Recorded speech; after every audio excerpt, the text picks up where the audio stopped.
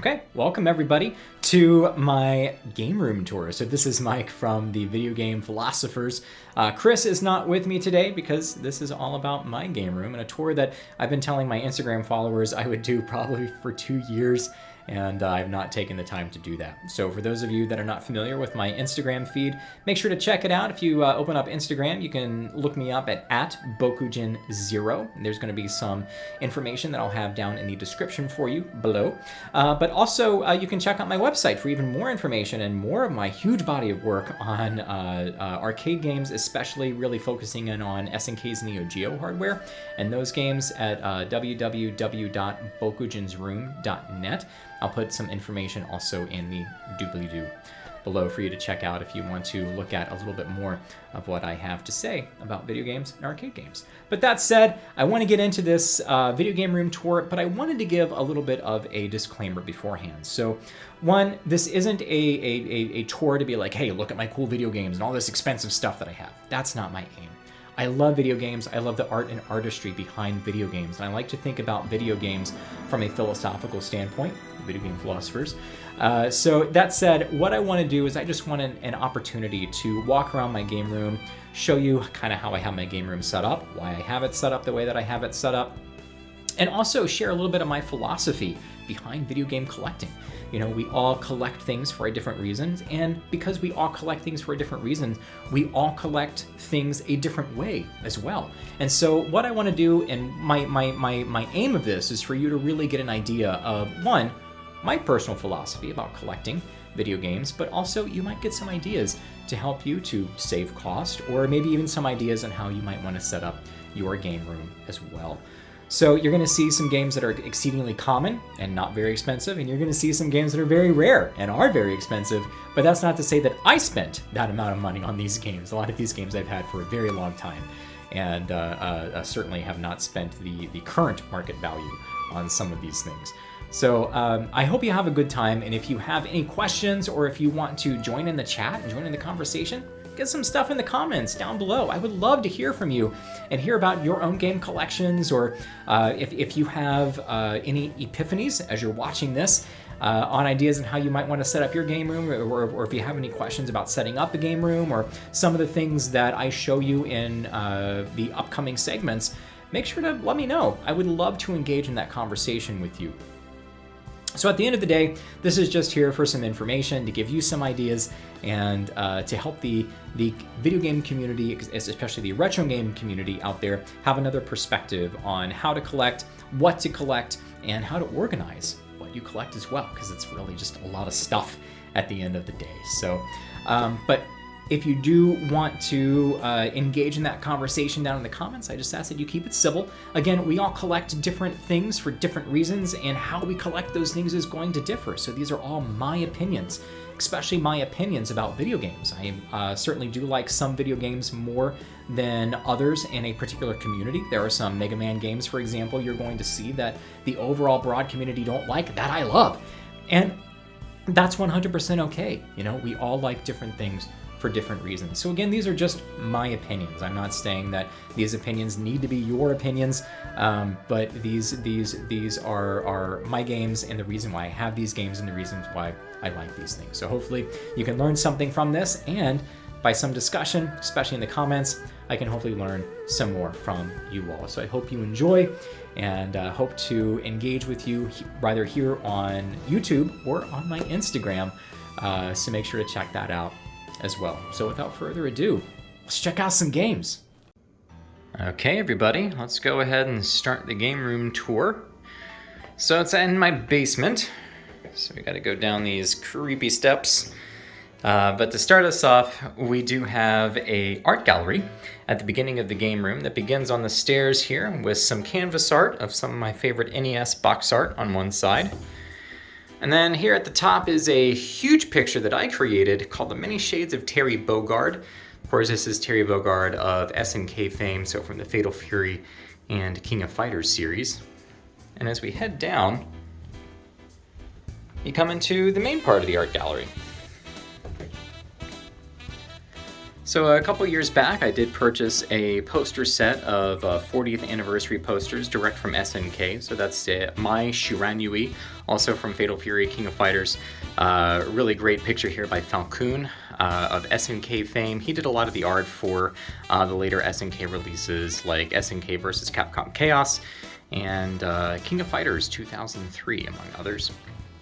Over here, I'm a huge fan of Zach Gorman's retro art, and for my first Christmas about 8-9 years ago with my partner, he actually got me this for Christmas. This is Zach Gorman's rendition of Mega Man X. As we swing around here, don't pay attention to that window well. I have a few more pieces of Zach Gorman art. So in the top right-hand corner, that is a piece of art from Final Fantasy VI by Zach Gorman that my best friend got me about 10 years ago for Christmas. And then on the left side is also a piece of Zach Gorman art for Earthbound. I got that for my partner the exact same year that he got me the Mega Man X poster, and it was really funny because we both didn't even realize that we both got each other a piece of Zach Gorman art. You can check out his art online. It's all fantastic. Down here, this picture of Samus Aran. I actually found this when I was on a random trip to Asheville, North Carolina in an art gallery. So I'm not sure who the artist was there, but it was a great pickup.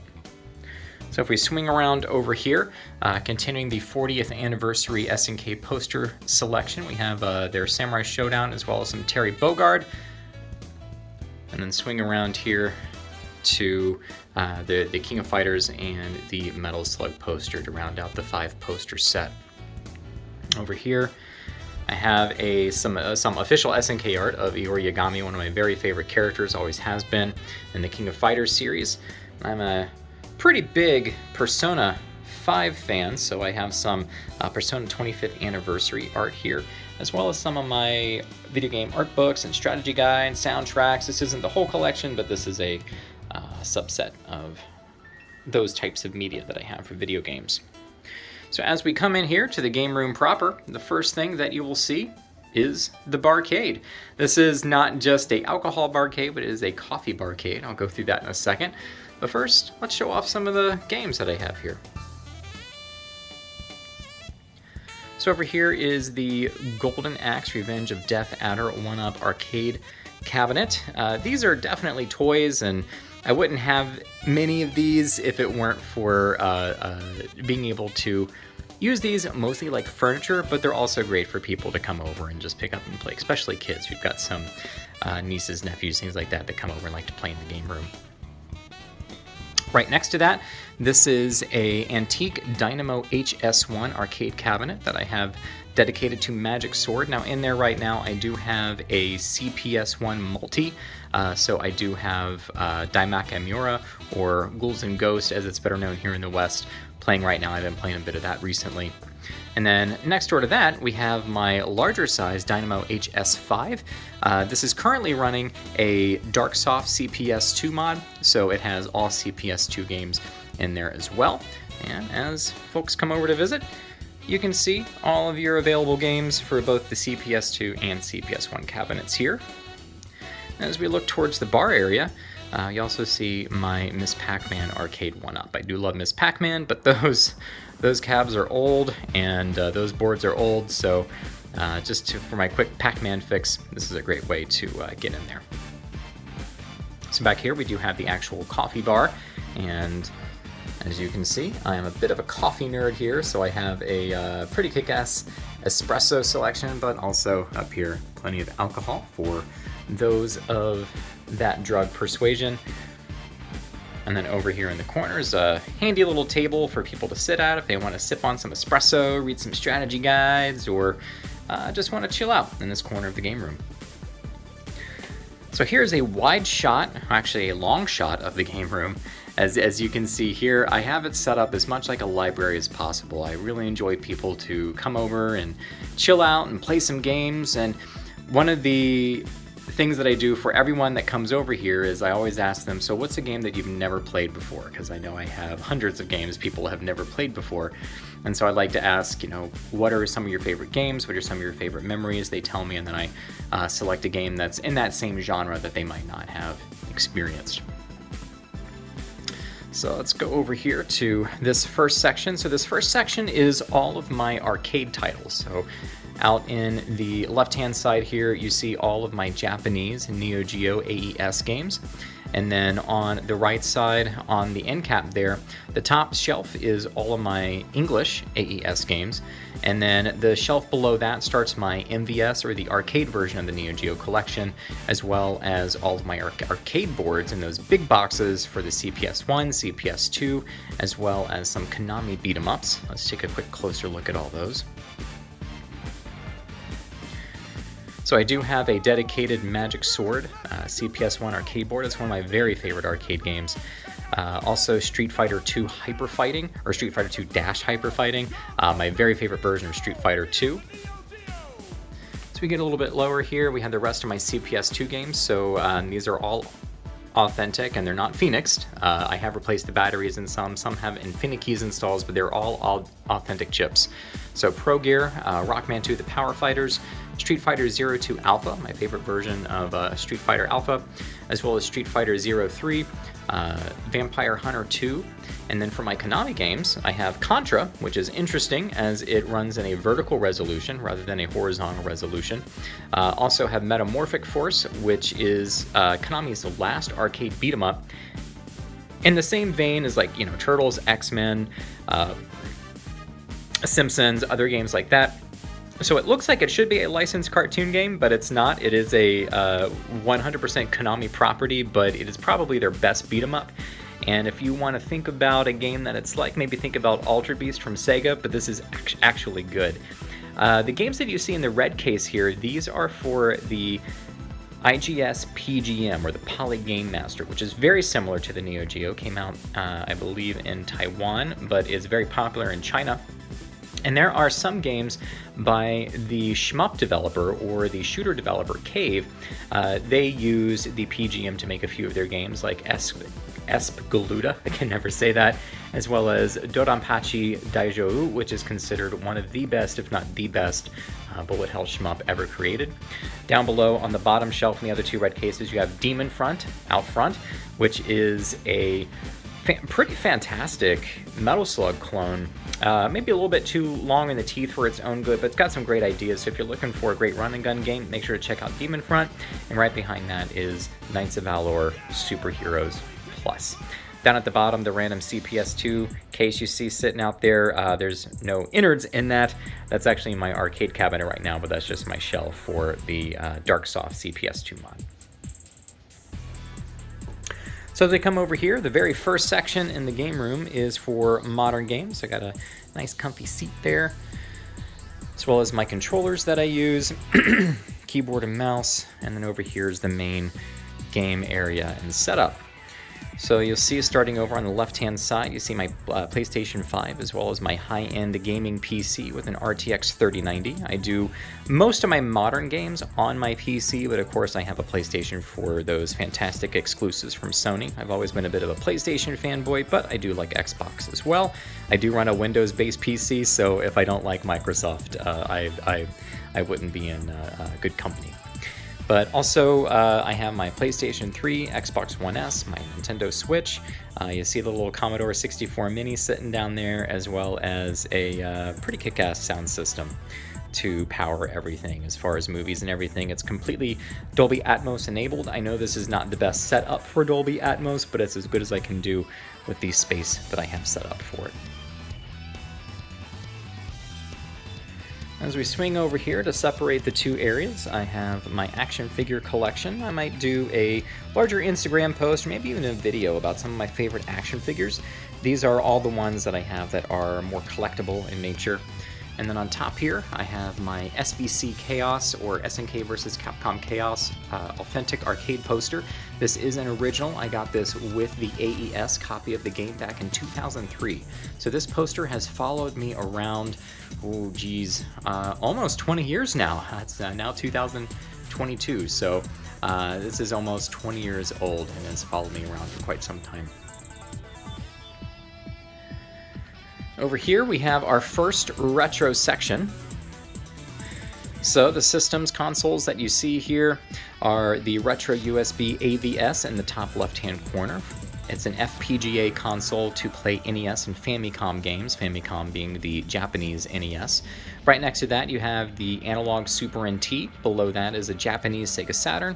Next to that is the analog Mega SG, or plays all of the Sega 8 and 16-bit games. Down below that is my Japanese PS3, specifically for Japanese PS1 games that I might want to play on a larger screen, and or for any games that might be region locked. And then right next to that is my Neo CD. Below that in the bottom right hand corner is my dock for my analog pocket.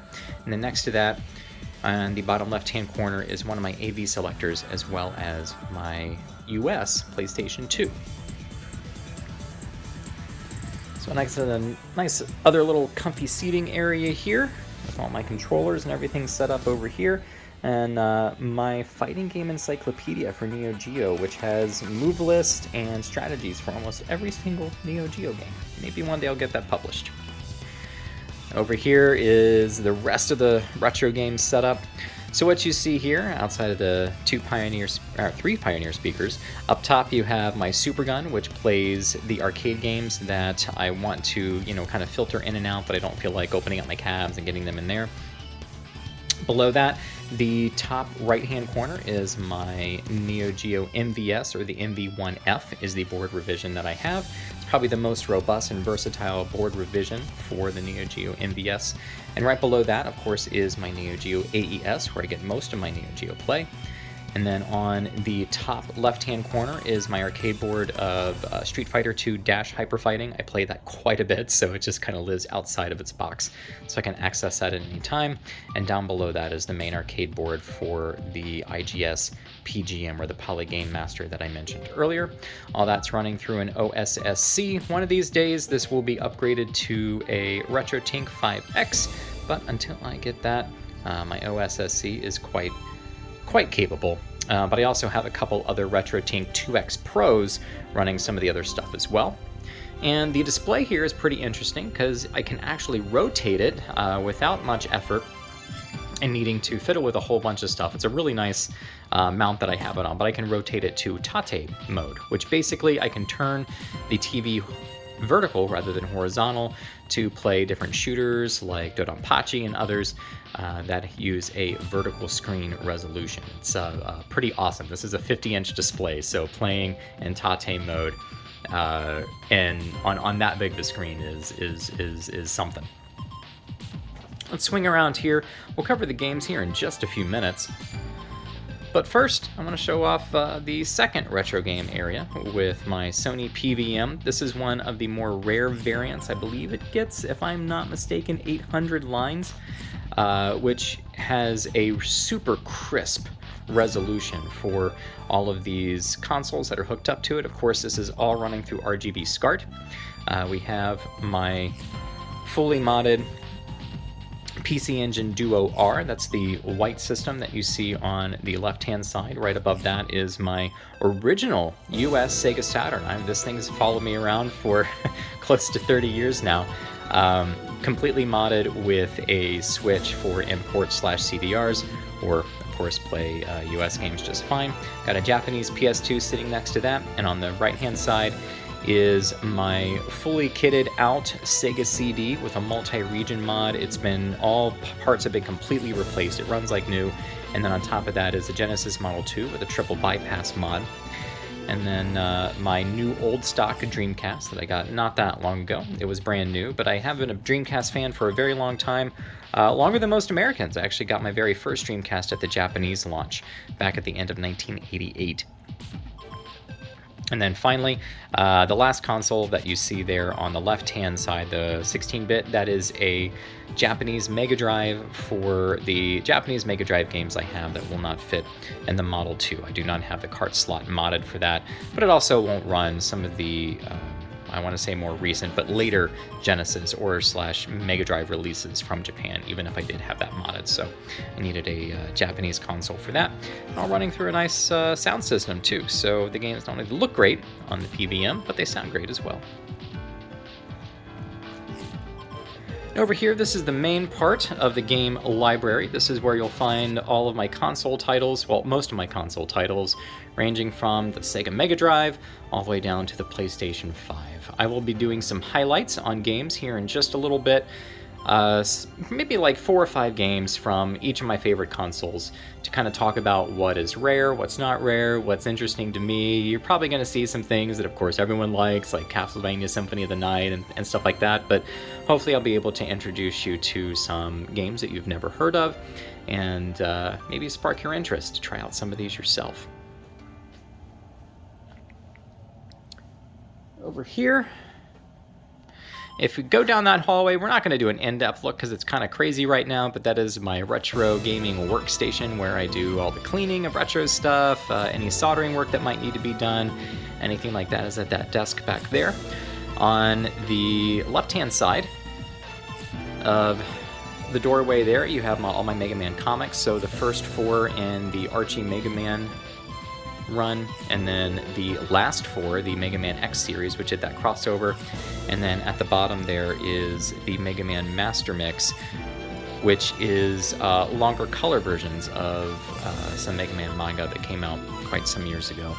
And then here's my Tower of Famicom games with all my Mega Mans, Castlevanias, lots of Konami games in here, as well as some GameCube games. They don't currently have a GameCube, but there are some GameCube games that are near and dear to my heart that I needed in my library. And then finally my very small and paltry Xbox collection there at the bottom.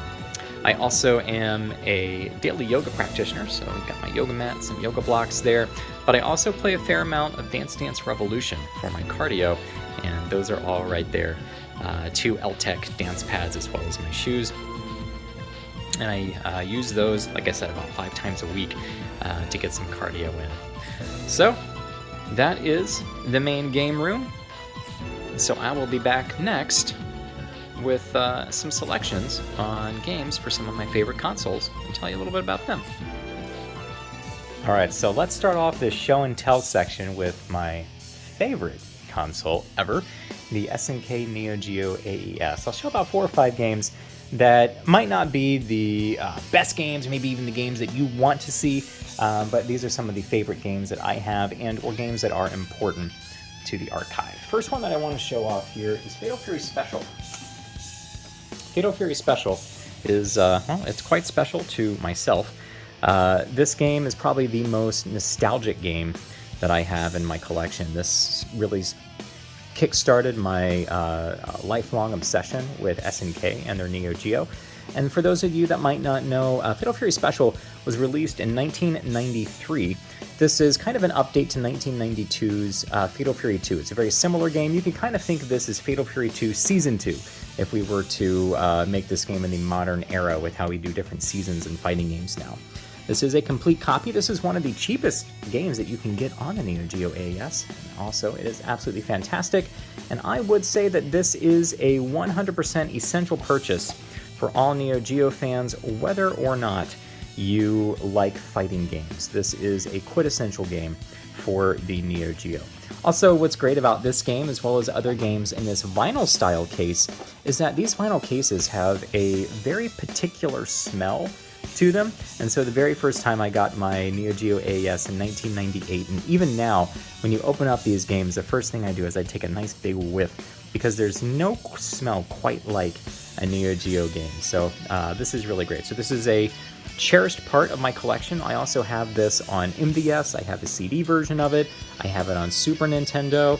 I have the GameCube version, not GameCube, I'm sorry, Game Gear version on order. I just love this game and everything that SNK did with it. It is horribly unbalanced if you're playing the AI, so just keep that in mind if you're playing a single player, that you're probably a better player than the computer would lead you to believe, because it does a lot of very cheap things that human players cannot do. But anyway, make sure to check out Fatal Fury Special. This is a quintessential game on the Neo Geo.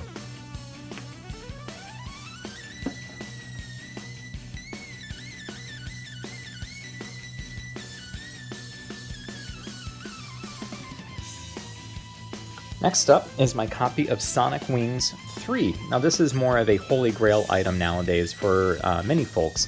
This is one of my very favorite vertical scrolling shooters on the platform. There's not a ton of vertical shmups, but this is definitely one of my favorites. I also have Sonic Wings 2, like you can see at the bottom shelf down there. Sonic Wings 3, though, remixes things a little bit and gives you 10 different characters to choose from, so 10 different plane types with different speeds, different shot spreads, things like that.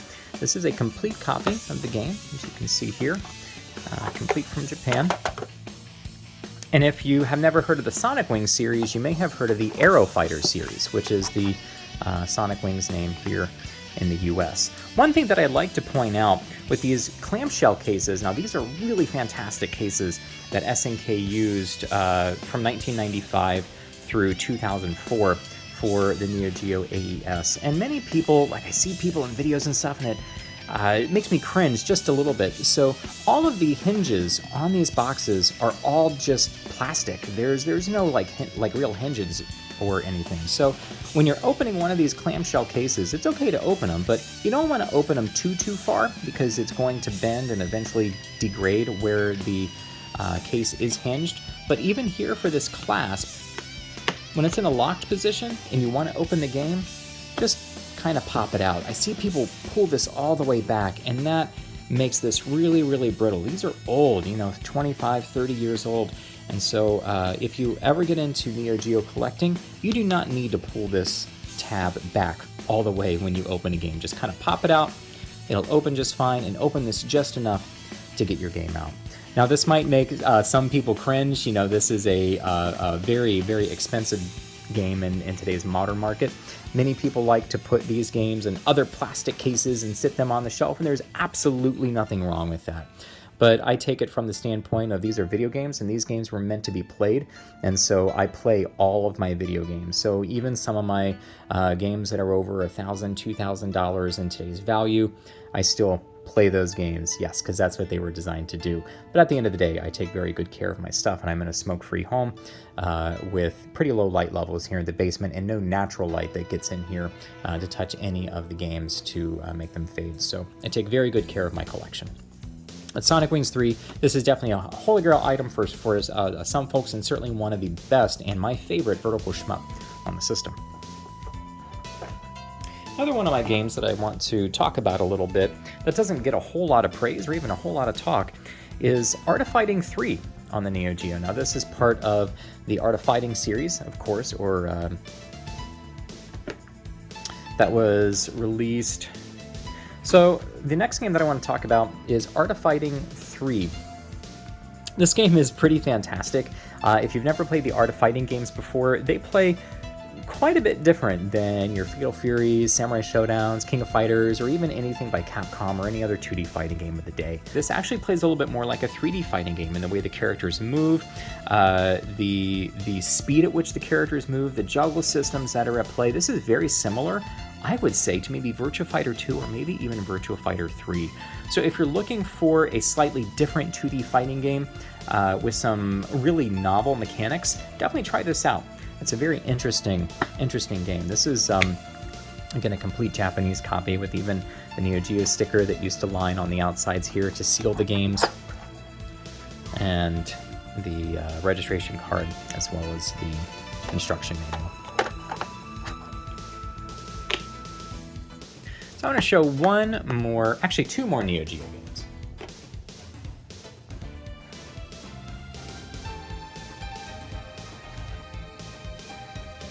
The next one that I want to show off is Real Bout Fatal Fury Special. So this isn't the most expensive Fatal Fury game in my collection. That certainly goes to Garou, Mark of the Wolves. I'm not going to feature that. You can find lots of information on that online. It's considered an absolute masterpiece title. But to me, Real Bout Fatal Fury Special is the masterpiece of the entire Fatal Fury series.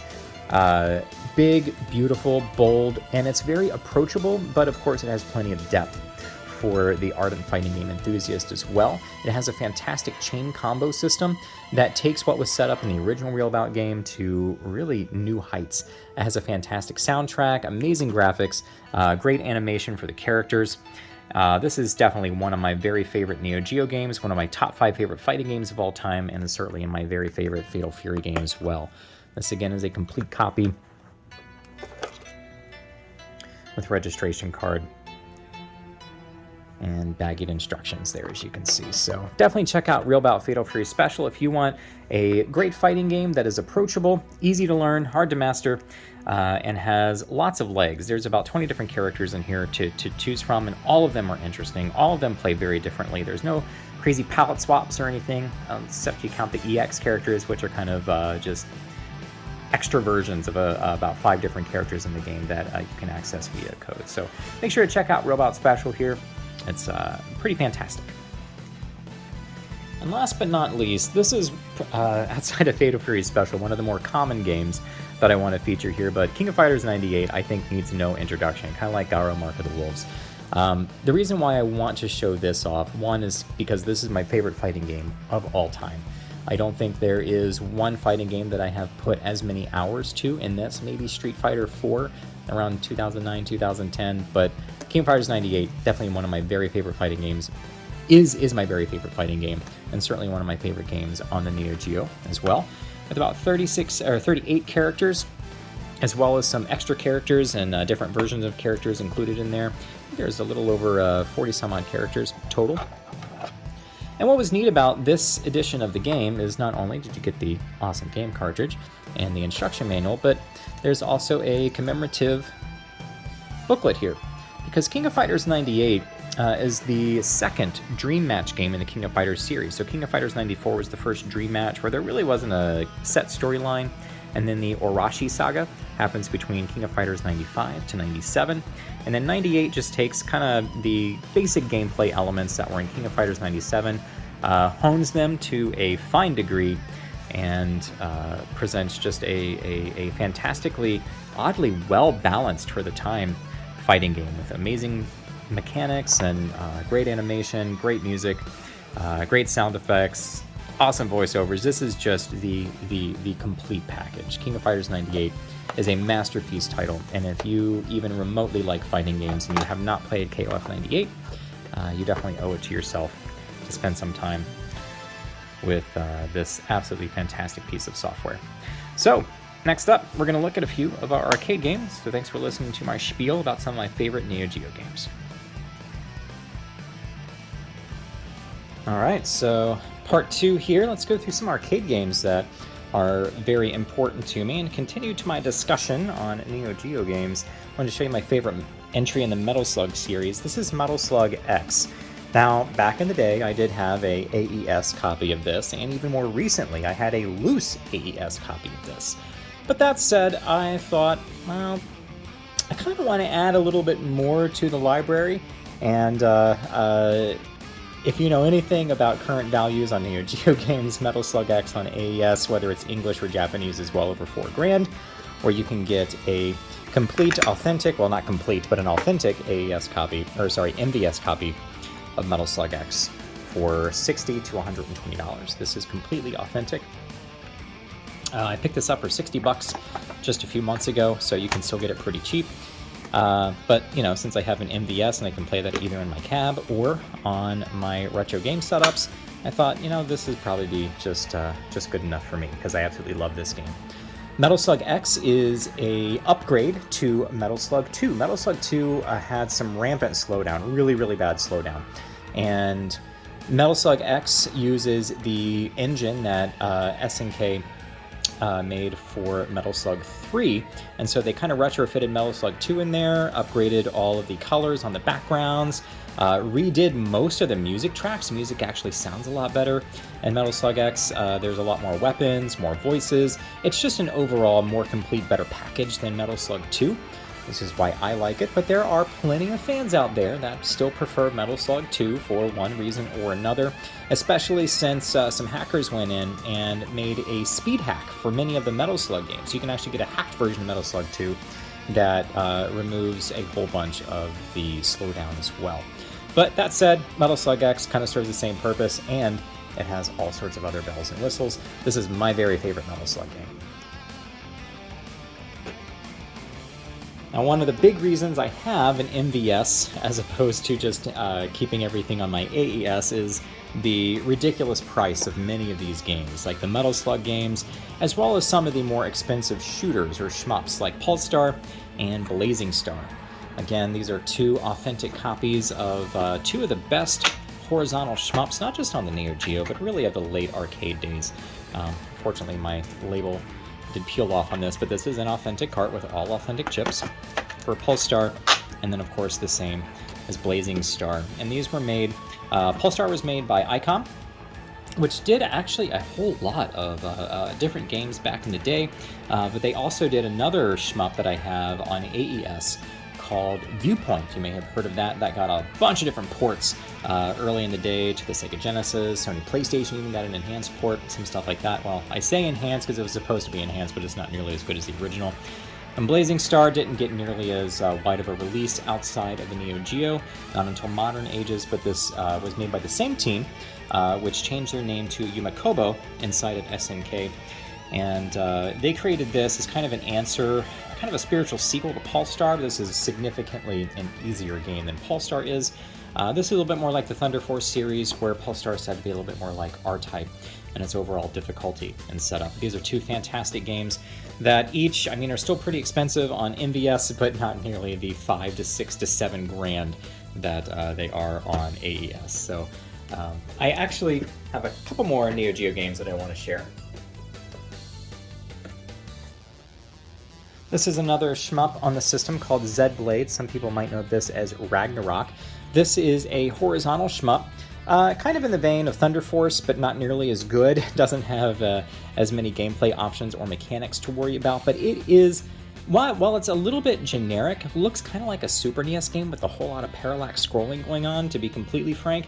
But that said, it's just really well balanced, it's really well designed, it has a really smooth difficulty curve where it never feels too hard or punishing. If you want a really great, good time for a shmup, and you're maybe not a shmup master, so you want something that's a little bit easier on you to kind of get you into the genre, definitely check out Z-Blade. This is a fantastic game with an amazing soundtrack.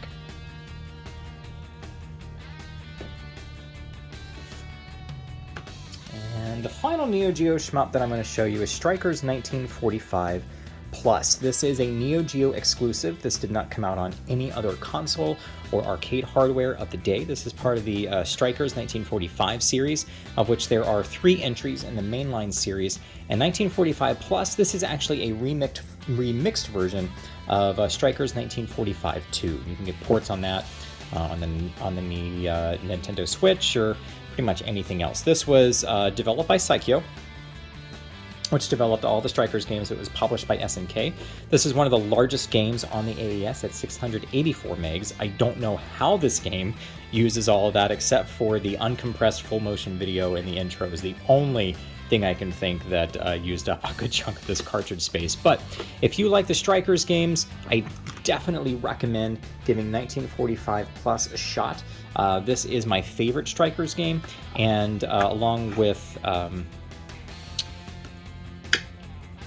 Aero Fighters or Sonic Wings 3, this is definitely up there as one of my favorite shmups on the console. So make sure to check this out. This was an MVS exclusive. This did not come out on Neo CD or AES, so this is the only way to get the game unless you get a conversion. I'd like to show off just a couple of my other arcade games as well. So Metamorphic Force, this is the manual I have here and a sleeve on the back of the case that I made for it, but I also have all of my larger arcade boards and static-free cases with some neat spine art kind of going on that Neo Geo motif. They're telling how many megs are in it, so we know how powerful the game is. But these Konami boards are absolutely beautiful. I love old PCBs like this. And so as you see, this is in pristine shape with, you know, of course, all original chips. But Metamorphic Force is a great game. This looks a lot like the other cartoon beat-em-ups that Konami made during the late 80s and early 90s. This is actually the last beat-em-up that they did in the arcade.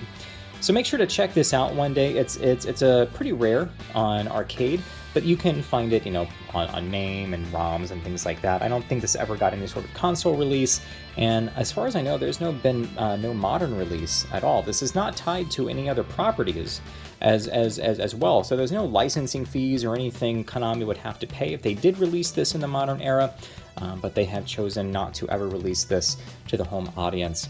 over the years for whatever reason. This game is absolutely fantastic. The Japanese and English versions are a little bit different on how they handle your life bar. Other than that, they're pretty much identical games. This is a true side-scrolling beat-em-up or a belt action brawler with some of the same motifs that you'll get in Sega's Altered Beast, just this is a very good game, whereas Altered Beast, it's kind of questionable too. The only thing that's not original Konami on here is actually the music driver. The music driver on these old Konami boards had a tendency to break, so all of my Konami boards outside of Contra have been retrofitted with this repro board, which is much more hardy than what was on there before. So this is one of my favorite pieces in my arcade collection. I played this game quite often. Another game I'd like to talk about is Vampire Hunter 2. Vampire Hunter 2 is kind of an anomaly in the Darkstalkers series. Now, those of you that might be kind of familiar with the Darkstalkers series, there's Darkstalkers, the Night Warriors, Darkstalkers Revenge, and Vampire Savior, if you're from over here in the West. Vampire Hunter 2 is it's technically a sequel to Vampire Hunter or Night Warriors, but it uses Vampire Savior as its base. So what's interesting about Hunter 2 is that it has the same backgrounds, the same basic gameplay, and all that as Vampire Savior, or the third Darkstalkers game, but it has the cast from Hunter, or Night Warriors, and it has all the music from Night Warriors as well. So this is kind of a variant of Vampire Savior, which is the cast and music from Hunter, as well as some other gameplay tweaks. Hunter 2 does play different enough from Vampire Savior that you might want to play both. Now what's really great is that the Sega Saturn port to Vampire Savior actually has the gameplay updates that were made for Vampire Hunter 2 as well as Vampire Savior 2, and it has all characters available. So if you really want the most definitive version of Darkstalkers, or more specifically Vampire Savior to play, make sure to check out the Saturn version of Vampire Savior for the complete package. But as far as the arcade goes, Vampire Hunter 2, this was only released in the arcade. This is an actual CPS2 board, and like I said in my overview video, all of these are 100% authentic. They are not phoenixed. This does not even have an Infinikey in it. This has a battery that was replaced a couple years ago to kind of keep it going, but I do have an Infinikey that I do want to install on this, as well as my Rockman 2 board to make sure that the batteries never die and that these boards last forever. These Capcom boards unfortunately have the tendency to die once the battery dies, but other than that, this is a fantastic addition to my archive, and I am a huge Darkstalkers fan, huge Darkstalkers fan, and this is my personal favorite version, even though people in the community are like, no, you need to play Savior for one reason or another. I think this plays better, and I like the music and character selection better and everything. So Hunter 2 is my choice for the best Darkstalkers game. I know not everyone agrees with that, but if you've never played Hunter 2, make sure to give it a shot. I think you might find some interesting gameplay differences, especially if you're used to playing Savior and have never played Hunter 2 or Savior 2. They both play very similar.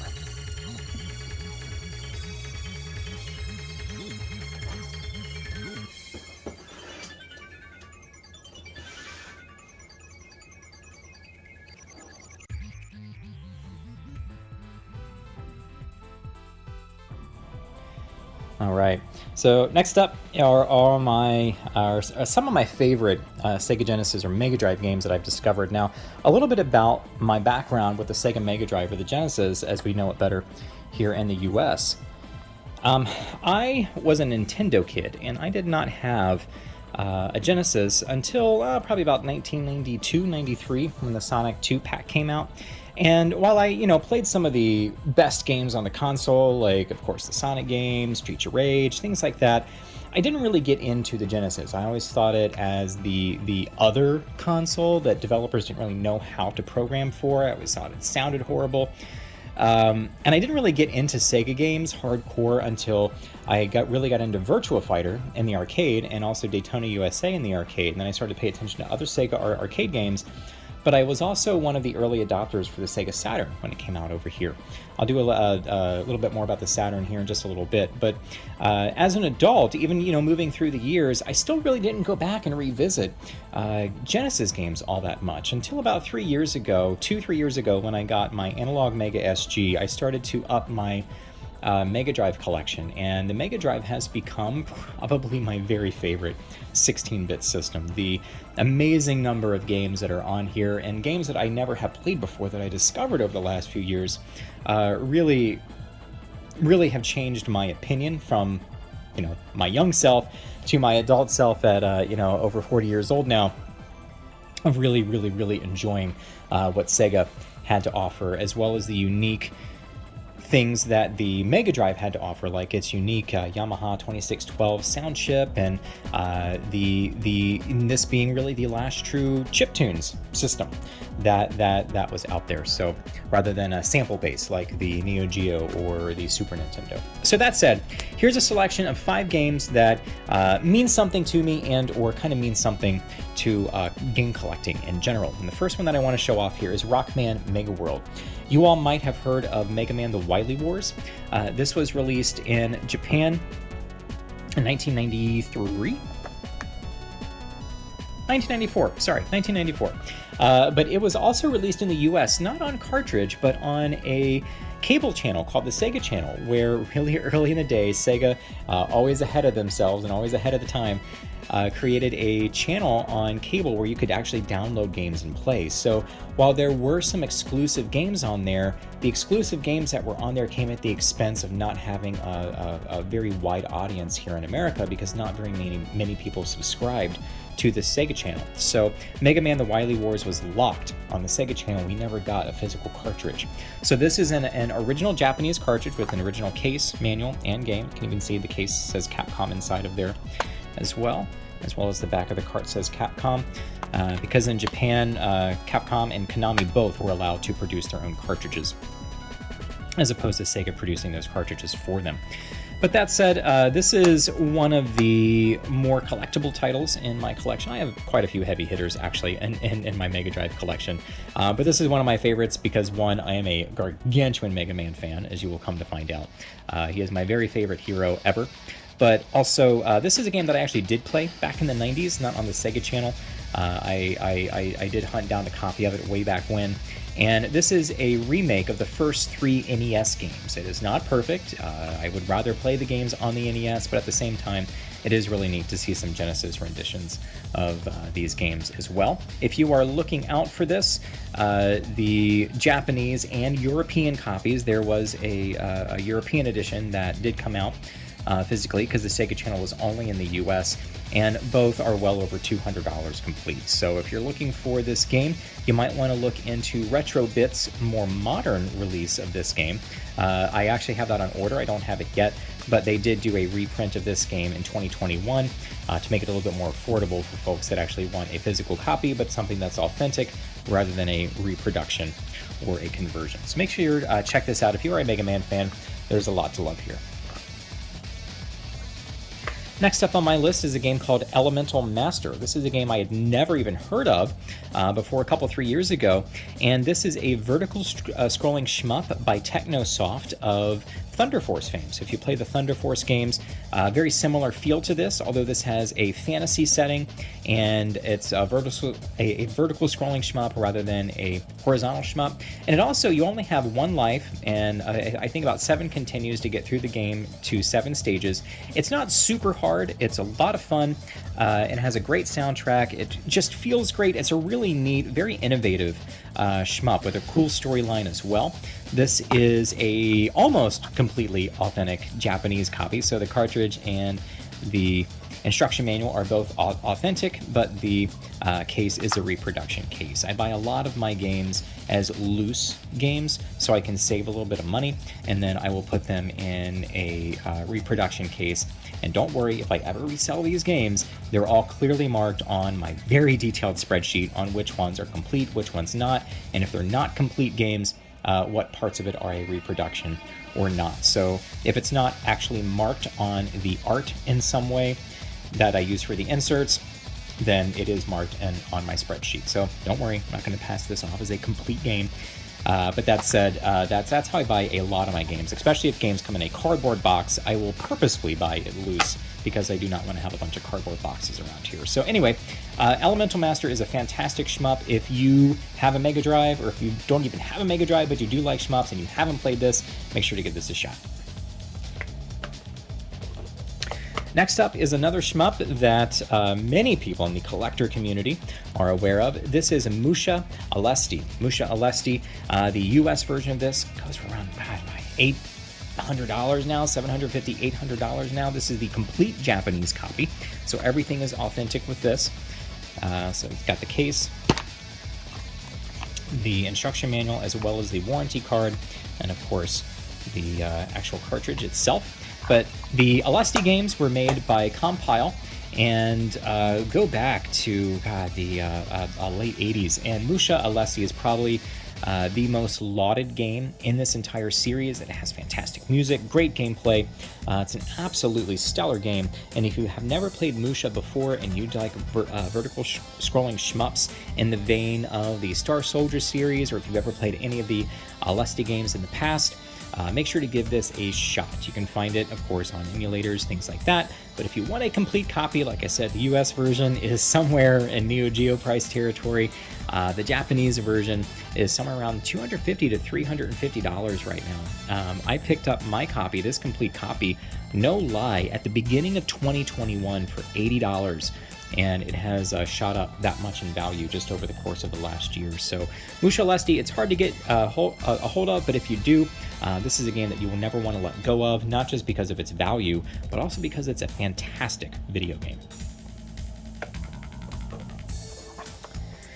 Rocket Knight Adventures is a game that I was aware of when I was a kid, but I didn't really give it a shot. I played it, here or there, and I was like, okay, this is kind of cool. I kind of see what Konami's doing here, but man, once I really got into this game, this is one of my very favorite platform games on the Mega Drive Genesis. It is exceedingly innovative in how you move around and use Sparkster's rocket pack to make him jet around, and all the levels are very lovingly crafted to fit his very unique moveset. So if you're looking for a very interesting game, make sure to check out Rocket Knight Adventures. Now, this is almost complete. The only thing I'm missing is the instruction manual, but everything else is authentic here. So Rocket Knight Adventures is absolutely fantastic. If you like platformers, if you're looking for something unique and you haven't tried Rocket Knight Adventures, make sure to play this. It did have one major sequel on the Genesis called Sparkster. It's even more rare. I would say it's a prettier game, but is certainly not a better game. I think Rocket Knight Adventures is the better game. There is a Sparkster game on the Super NES as well. You can get it US or Japanese or European, but it is a very different game than Sparkster on the Genesis Mega Drive. So if you're into the Rocket Knight series and you want to know a little bit more, of course, there's plenty of information you can find out there on the internet. But like I said, Rocket Knight Adventures is amazing. Make sure to check this guy out. Last but not least, another game that everyone's going to know about is The Revenge of Shinobi. I, again, was very aware of the Shinobi series when I was a kid, but I did not get into the Shinobi series at all until I was an adult. And this was the first game that I actually completed in the Shinobi series back in, I think it was 2019, beginning of 2019 when I got my Mega SG. This is one of the first Genesis games that I completed on that newer FPGA console, and I fell in love with it. Now, those of you in the know, there are many different revisions of this game because of all the weird licensing with some of the enemies that were in there. So the Sega Classic version, this is a complete version of the game with all your posters and warranty cards and instruction manual and game. But this version has Spider-Man in it, but it does not have any of the other licensed properties in it. The sprites were already changed by then. So this is kind of the final release before they had to get rid of the Spider-Man license as well, and then change that for subsequent releases that you see on the compilation packs and things like that nowadays. But that said, all that stuff really doesn't bother me. I'm not looking again for the rarest version of every single game. I just have these games because I want to play them, and so just having this game to play is fantastic. But another reason to check out this game is if you like video game soundtracks. The soundtrack for this game was done by Yuzo Koshiro of Streets of Rage fame, and it has some of the best music that you're going to find on the Mega Drive, putting that Yamaha 2612 really through its paces. So if you like ninja action games, especially the original Shinobi, make sure to check this out. This is an absolutely fantastic title, one of the best games that you are going to play on Sega's Mega Drive. Highly, highly, highly recommended if you have not played it before. If you have, you know what I'm talking about, and you know how good this game is. So those are just a few of my very favorite Sega Genesis and Mega Drive games. Of course, I have a collection of over 50, actually almost 60, but these are a few of my very favorites.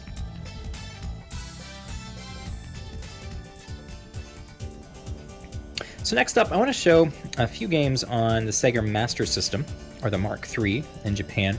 These are games that I discovered a little bit later on. There's one game in here that I actually played when I was a kid. I actually had a Game Gear, which those of you in the know that the Game Gear is basically a portable Master System. Sure, there's a few different odds and ends here and there that make it a little bit different, but at the end of the day, very, very, very similar with a lot of similar games. And one of the games that actually appeared on the Game Gear and the Master System is Master of Darkness. Now, I did not play this as a kid. I didn't even know this game existed until a few years ago. But this is basically Sega's answer to Castlevania.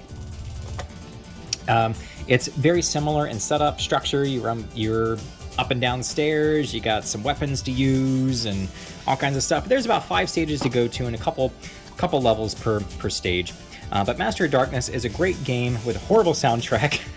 And it gets a little repetitive. It's not nearly as good as Castlevania, but at the end of the day, this is a whole lot of fun, and definitely check it out. If you like Castlevania-style games, this was Sega's answer to that. This did not get a Master System release in the US. This only got a Master System release over in Europe, and I think Brazil as well, but this did release on the Game Gear over here, so you can find a Game Gear copy for US audiences.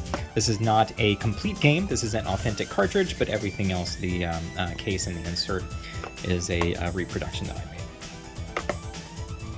Next up is Ninja Gaiden. This copy or this version of Ninja Gaiden is very, very different from what you're going to find on the NES.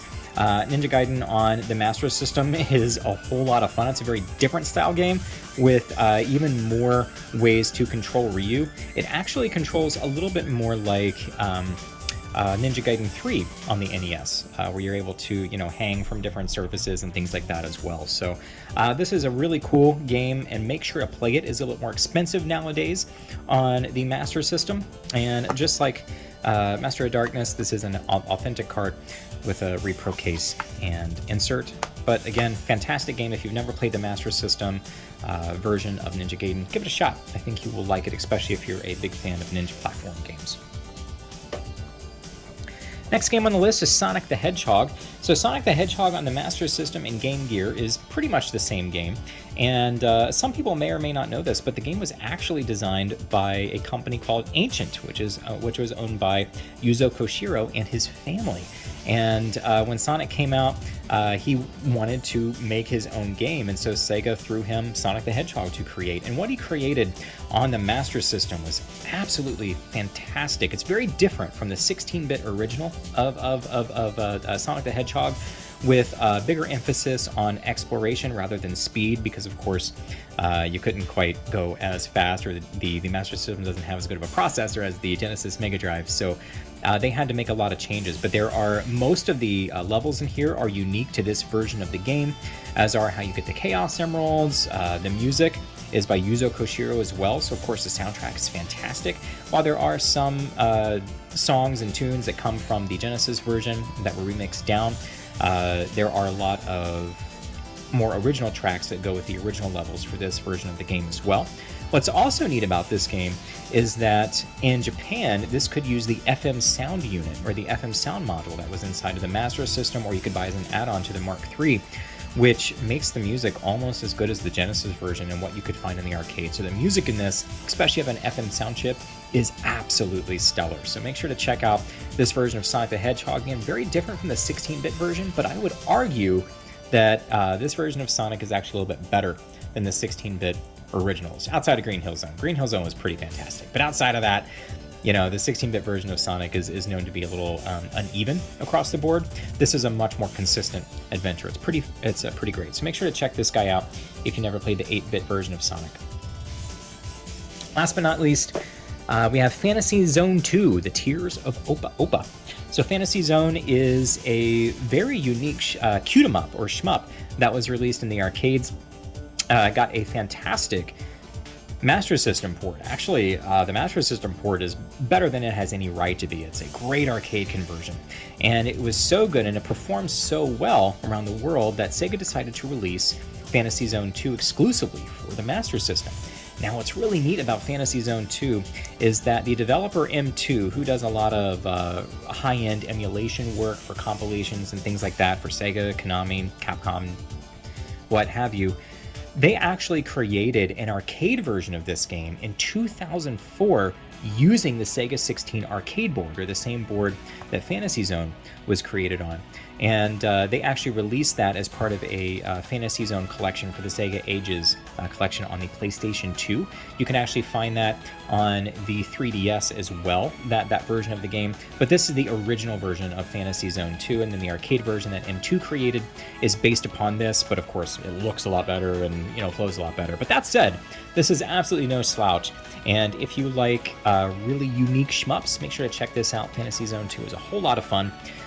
This, I believe, definitely did get a release in the US. It's a little bit harder to find, but you can get a European copy for a little bit cheaper. Again, like most of my Master System games, this is actually a authentic US version as opposed to a European version like most of my games, but the case and the insert are reproductions. So anyway, those are just a few Master System games to throw out your way. If you have not ever gotten into the Master System, make sure you do. There's a lot of great 8-bit goodness to be had.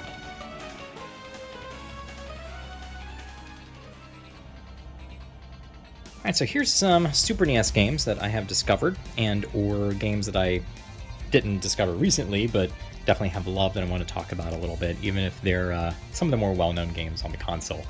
So that said, let's start out talking with an anime fighter, Gundam Wing Endless Duel. This is a pretty great fighting game that kind of belies what people kind of think about when they think about the Super NES. It plays well, has huge sprites, very well animated, lots of color, great hit detection, awesome player feedback. This is one hell of a fighting game on the Super Nintendo. There were not a small amount of fighting games on the Super NES. This only got a release in Japan, but you can find reproduction copies and things like that in the US if you want to get it, but it's actually not a very expensive pickup if you want to grab the import as well. And it's really easy to play imports on any Super NES as well. Just remove a couple tabs on the inside of the system and you can pop the cart right in and it boots right up. But this is a fantastic game that was the kind of the predecessor to the Gundam Battle Assault games that were on the PlayStation 1. So make sure to check this out. If you like 2D anime fighters and you love Gundam, this is going to give you lots of legs. It's a fantastic fighting game. Highly recommend it. Probably one of the best fighting games on the Super NES. Next up is Mega Man X, or this is the Rockman X copy. This is the import copy.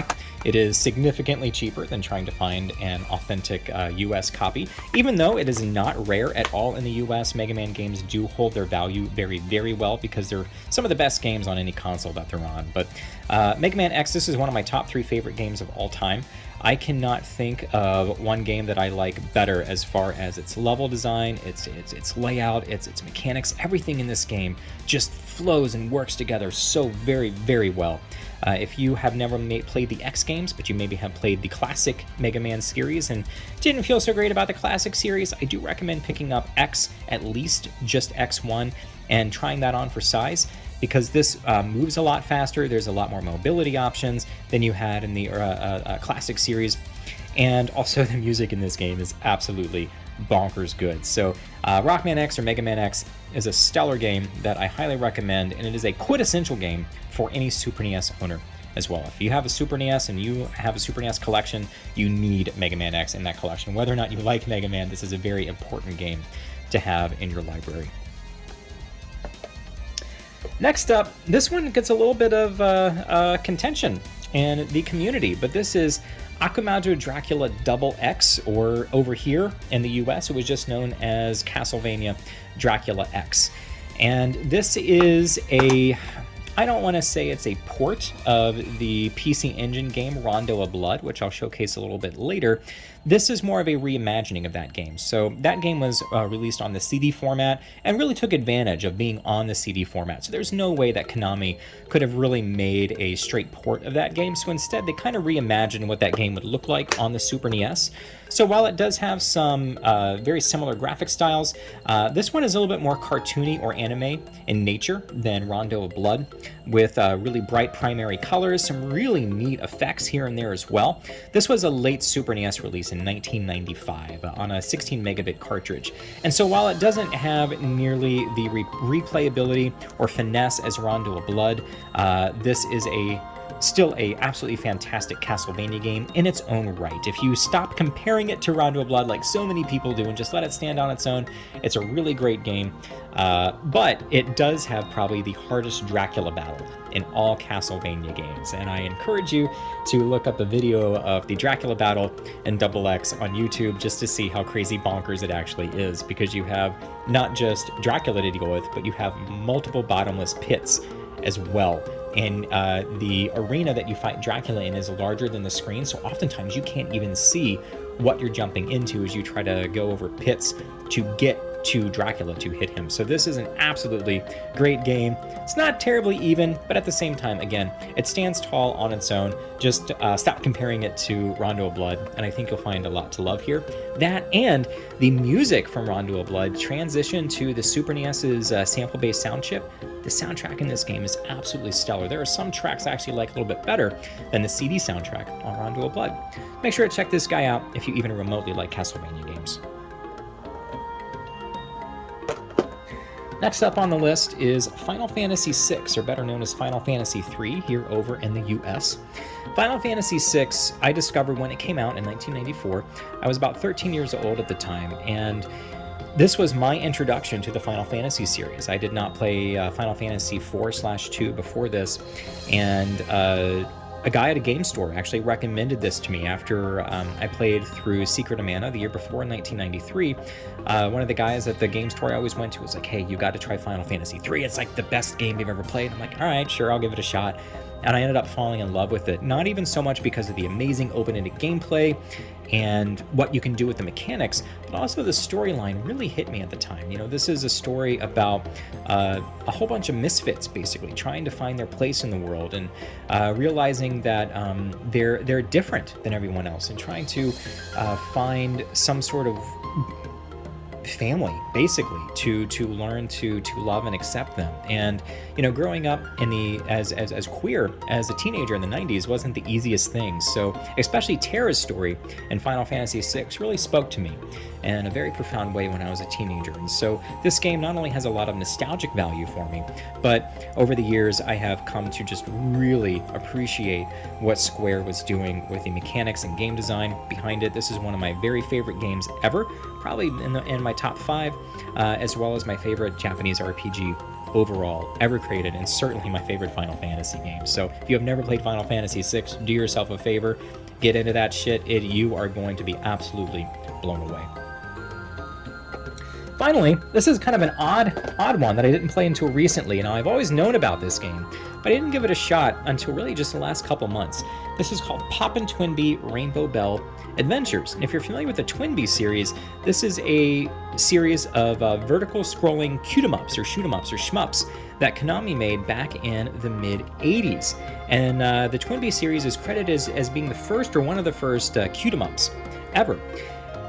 But what's interesting about this game is that it's not a shooter at all. This is actually a platformer, and it works a lot like the Rocket Knight games. So you have your Twinbee characters here, and they fly around and shoot things and stuff, but you can actually like fly and keep flying and do all sorts of neat things with the mechanics in this game, and it is completely co-op. You can play it 2 players with each other, and even though you've got these little guys zipping around the screen and doing all sorts of stuff, there's some really innovative mechanics that Konami put in here, so one player doesn't feel like they're lagging too far behind the other character if they go off screen.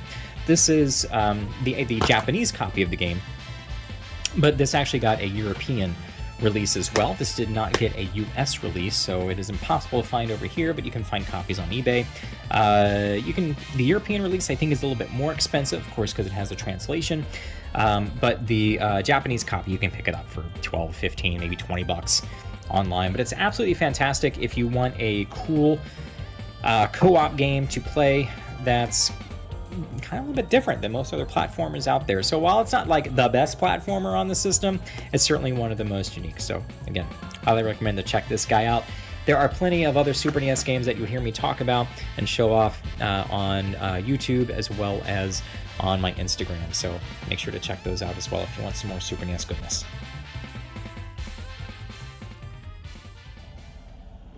All right, so the next set of games that I want to show off are the Famicom and NES games. Now, Famicom, of course, is the family computer, or the Japanese NES.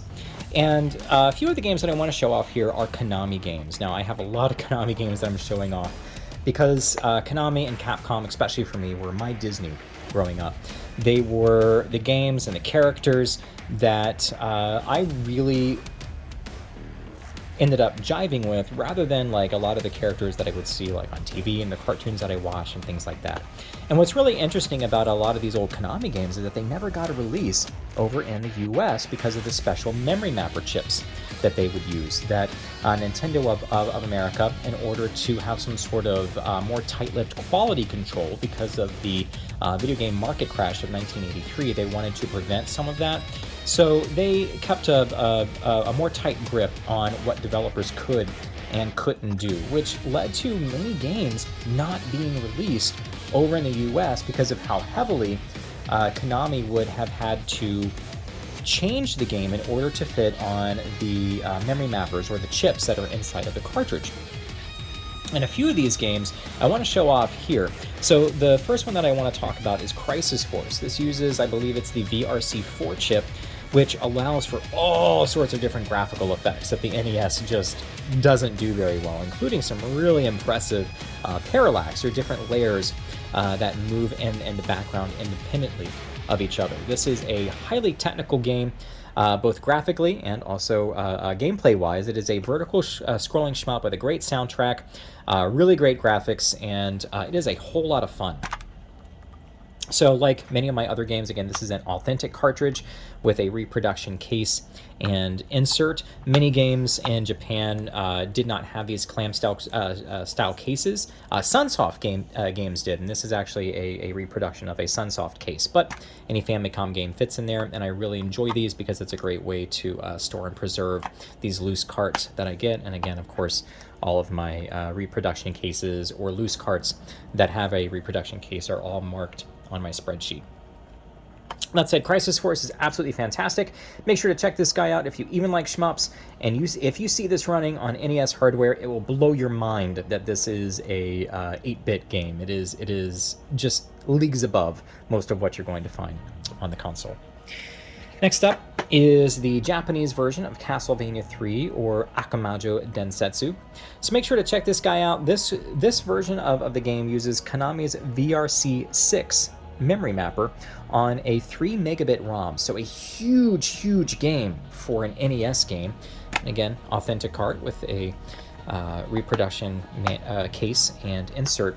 But what makes this game better over and above the US version is, one, the US version had to use the MMC3 memory mapper, which is cool and was able to do a lot of what this game had to offer in the original Japanese release, but it's pared down quite a bit. So the music that you'll find in the Japanese version is leaps and bounds better than what the American version has, due to many more channels of sampled audio that the composer could use to make the music. But there's also plenty of graphical flourishes and effects over and above the censorship that was done for the US version to take away a lot of the religious iconography. All that is present, as well as some other graphical flourishes, but there's also many gameplay changes that they made to the American version that make it infinitely harder. So for example, in the original Japanese version, the difficulty is much more balanced overall. You're going to find that all enemies, no matter what stage they're in, takes the same hits to kill, and they do the same amount of damage to you. Whereas in the US version, as you progress in the game, the enemies get much, much harder. So by the end of the game, you are really, really taxed out. And this is a very long platformer to play through. Thank God it has a password system that's not too convoluted. But at the end of the day, this is going to give you a much more enjoyable playthrough, I think, because of the more balanced difficulty curve.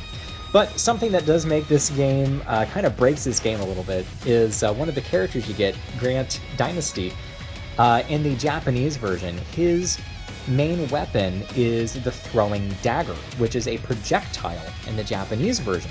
So you have a character, once you grab this character, not only can he climb on walls and his jumps have a lot more mobility than Trevor Belmont's, but also he has that projectile, which he's the only character in the game that has a projectile as his main attack that doesn't use hearts.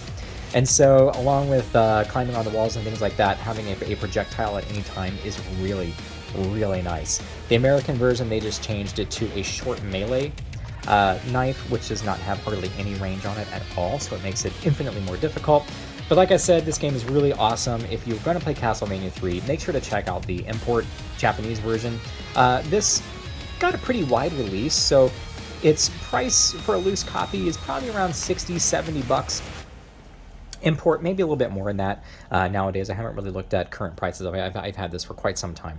But that said, this is the definitive version of Castlevania 3 to play if you were to check out this game. The last Famicom game that I want to talk about is Rockman 4 or Mega Man 4. This is basically the exact same game that came out here in the US, except it has the Rockman motif rather than the Mega Man motif. But I wanted to talk about this game only because it's kind of one of the unsung games in the classic series that I love. For some reason, it just isn't all that popular in the fan community. This is the first game where Rock gained his Buster Shot, and the overall level design, the music, how the stages are really set up and the enemies are designed to allow Rock to really play to his strengths or use that Buster really effectively, even more than Mega Man 5 or 6. I think this is probably one of the best games in the classic series. I do enjoy Rockman 2 and 3 a little bit more than this, but I don't think Rockman 4 really gets its due in our modern age. This also has one of my favorite soundtracks of the classic series as well. Probably the best soundtrack, in my opinion, out of all the NES Rockman games. So if you like Mega Man and you haven't given 4 a shot, make sure to check it out. If maybe you're a strange person and somehow you played the Mega Man X games before the classic series and you like the X games, but the classic series 1, 2, 3 didn't really click with you, check out 4. I think you'll see what I'm talking about. I think you'll really, really enjoy it. Make sure to check out Mega Man 4. So for a couple US releases, one that I want to talk about that I discovered more recently in the last few years is Journey to Silius. This is a great game by Sunsoft, and Sunsoft was pretty prolific on the NES. And Journey to Silius has a neat background in that this was originally supposed to be a licensed game based on the Terminator franchise. And when they lost that license, they just retooled this game into something original. And you'll see a lot of similarities between Journey to Silius to some other Sunsoft games, including some reused sound effects and things like that you might have heard in Blaster Master or some of their other more popular NES games. This is a run and gun very similar to Mega Man, but with a Sunsoft flair to it. This game is not insurmountable, but it is definitely hard. But make sure to check it out. If you like a good soundtrack and you want a good even difficulty that's a little bit harder than maybe say like Mega Man 3, but is a little bit shorter as well, make sure to check this out. You are not going to be disappointed with Journey to Silius. Probably one of the best platformers on the console. Last, and certainly not least, is Gargoyle's Quest 2. This one I actually discovered just a few weeks ago. Now, of course, I've always known about the Gargoyle's Quest series. Gargoyle's Quest 1 was on the Game Boy, Quest 2 was on the NES, and then the third game in the Gargoyle trilogy, Demon's Crest, is on the Super Nintendo. And this is a spin-off of the Makaimura, or the Ghouls and Ghosts series of arcade games that Capcom created back in the day. And it stars the Red Armor, or Firebrand, which is our main character here, who is one of the chief antagonists in the Ghouls and Ghosts series. So he's kind of an anti-hero hero in this series. But the Gargoyle's Quest games are action platformers with a bit of an RPG twist to them. I have a huge write-up on the entire Gargoyles trilogy that I put up on my website. Make sure to check that out. There's a huge review for each game, as well as an overview on the series, how it ties back to the Makai Mura series, and things like that. So make sure to check it out. I really fell in love with these games. I had never played these games really before the last few weeks, and I went through all 3 games in the series, one by one, starting with the original Game Boy release, then this release. I actually played through Demon's Crest on the NES, the Super NES twice. I liked it so much. So make sure to check these guys out. If you've never played a game in the Gargoyle series and you have just maybe time for one game to play, I do recommend Gargoyle's Quest 2. This is my favorite overall of the Gargoyle trilogy. So make sure to check this guy out. Again, like most games, this is an authentic copy of the game in a reproduction case. But that said, if you want a physical copy of this game, it is a obscene amount of money in today's retro game market, but you can pick up, of course, reproduction copies if you want, or you can pick up a ROM. I don't know if there's any actual official way to play this nowadays. There's never been any sort of compilation that has the Gargoyles trilogy on it, but I know Capcom has released a few of these, like on the Virtual Console and things like that over time on different Nintendo platforms, and I know Demon's Crest, at least, is on the Switch online as well. So find some way to play this game. You will not be disappointed if you like action platformers. So yeah, those are some of my favorite NES games. Hopefully you discovered some that you may not have heard about before, or at least some that you want to try now that you've heard about them. Okay, so next up we have the Sega CD, or as it was known in Japan, the Mega CD, also in Europe and other parts of the world, also the Mega CD. I'm not a huge Sega CD fan. I did have a Sega CD for a while back in the 90s, and I did play actually quite a few Sega CD games, probably actually more than I even played Genesis games back in the day, believe it or not. And some of my favorite games on this series are some of the great RPGs, but there's also some really good fighting games. So let's check a few of these out. And the first one that I want to talk about is called Vi, or Bay, however you want to say it. This is the Japanese edition of the game. I have this more for just nostalgia purposes. The US version of most of these Sega CD RPGs are ridiculously expensive. $150 for just a loose disc, $300, $400, $500, $600 for complete versions of most of these games.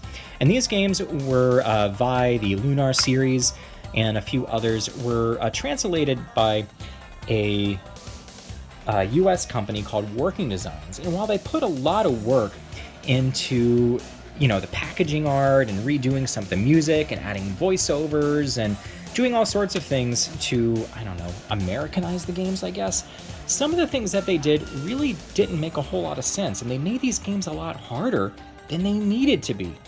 So games like Vi, the 2 Lunar games, and even Popful Mail, the fan community actually went out and kept all of the translated scripts and things like that, but they actually changed all of the gameplay back to the original Japanese.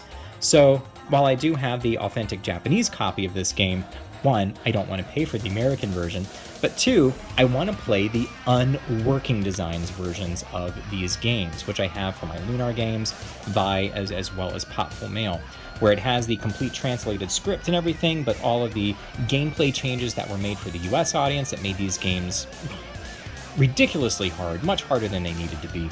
That was all changed back to the original Japanese, which makes the difficulty curve on these games much more approachable, and these games are much more enjoyable like that. So make sure to check out the unworking designs copies of the working designs games that were released here in the US. But Vi itself was developed by company Sims back in 1993. Yeah, 1993. This is a pretty bare bones RPG, to be completely frank. There's nothing really stand out about it, but it is solid, if not a little bit generic, but solid. So if you want a good solid RPG that you just kind of want to drift through and kind of lose your mind in, Vi is a great one. It has some great music as well, so make sure to check out Vi. Another Mega CD game to check out is Denjin Alesti. This is actually the sequel to Musha Alesti that I showed on my Genesis games. And this has a odd samurai motif. It's kind of strange, but it plays a lot like Musha. But make sure to check this out if you do like vertical scrolling shmups, especially the Aleste series. Now, I will say that Denjin Aleste is not nearly as good as Musha. It's probably the weakest entry in the Aleste series. That's not to say it's a bad game. Not at all. It's got a great soundtrack and it plays really well, but it's not quite as well thought out as Musha. Okay, and of course, Final Fight CD, the Sega CD version of Final Fight. And this came out in 1993, so quite a few years after the 1989 arcade release of Final Fight. But this is lauded as being the best home port outside of the X68000 version. Full-size sprites, it has co-op play, just like the arcade and unlike the Super NES port, but also, outside of being an almost perfect arcade port, it has a completely remixed soundtrack, which is absolutely fantastic. Much better than the original CPS-1 tunes. Even though those are really good, the soundtrack here is absolutely stellar. And then also, the Japanese version has no censorship. So even the US version of this has some censorship on the poison character and some other things. This is completely uncensored as well. So if you are looking for a great port of Final Fight, even though of course you can play the original on emulators or whatever nowadays quite easily for a perfect arcade experience, the Mega CD or Sega CD version of Final Fight CD is absolutely fantastic. And this is one of those games that I would absolutely say, if you have a Sega CD, this needs to be in your collection.